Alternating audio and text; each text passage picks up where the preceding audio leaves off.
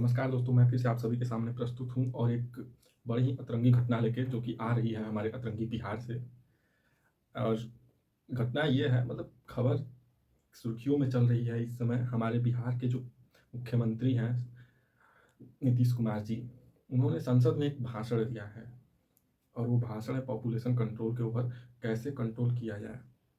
उनके भाषण का असर कुछ इस प्रकार पड़ा है कि बीजेपी की जो पॉलिटिकल पार्टी से जो बीजेपी की जो पॉलिटिकल पार्टी से जुड़ी हुई एक महिला हैं, वो संसद से बाहर निकलती हैं उनके भाषण सुन के बीच में ही, और बाहर निकल के न्यूज़ रिपोर्टर के सामने, मतलब प्रेस के सामने रोने लगती हैं।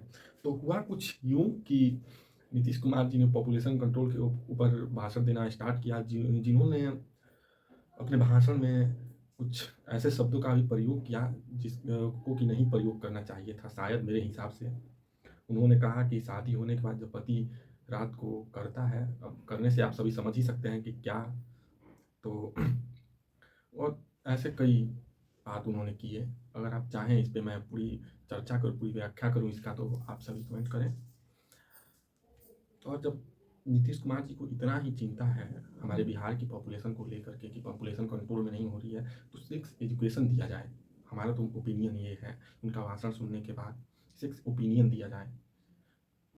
आप सभी को लगता है कि हमारे जीवन में सेक्स एजुकेशन का कितना बड़ा महत्व है? अगर नहीं लगता तो मैं आपको बता दूं कि सेक्स एजुकेशन ना मिलने की वजह से ही आज बहुत से लोगों के बच्चे नहीं हो रहे हैं। ये बहुत बड़ा कारण है।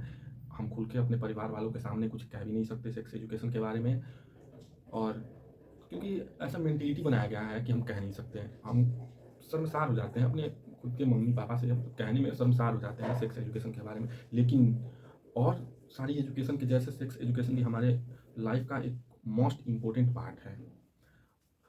आजकल हम मतलब कि बाहर निकलते हैं, रोडों पे निकलते हैं, तो कई जगह ये विज्ञापन देखने को मिलता है, सेक्स संबंधित विज्ञापन मिलता है कि ये रोगी मिले बुधवार सोमवार, ऐसे करके कई विज्ञापन मिलते हैं।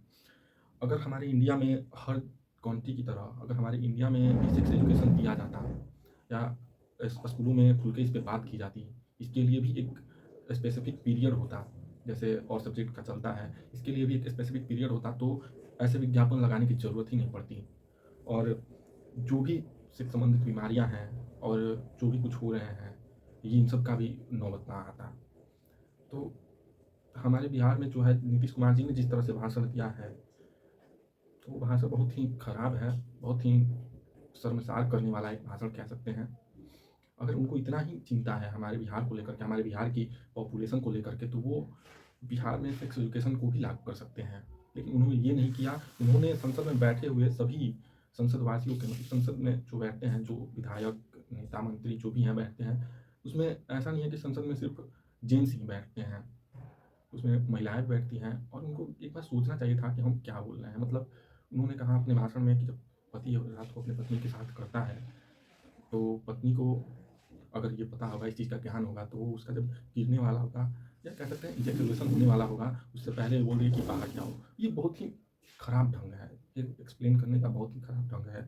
इसके बजाय वो सेक्स एजुकेशन को बिहार में लागू कर सकते थे, लेकिन उन्होंने किया नहीं ऐसा। और शर्मसार किया है पूरे बिहार को, पूरे देश भर में, क्योंकि वो हमारे एक तरह से हमारे लीडर हैं, जितनी भी बिहार की जनता है और बाकी सभी के सामने, पूरे देश भर के सामने बिहार की तरफ से उनको हम लोग प्रस्तुत करते हैं, एक अपना लीडर मान करके प्रस्तुत करते हैं कि वो हमारे ओपिनियन को रखें।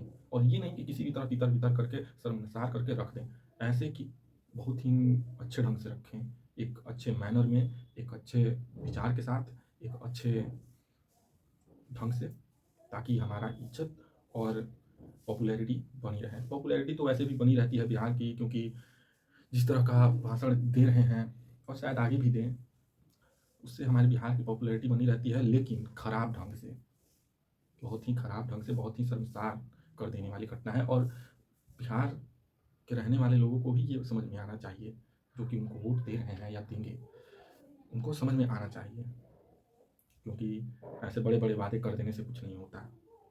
तब तक के लिए धन्यवाद, मिलते हैं आपसे बाद में।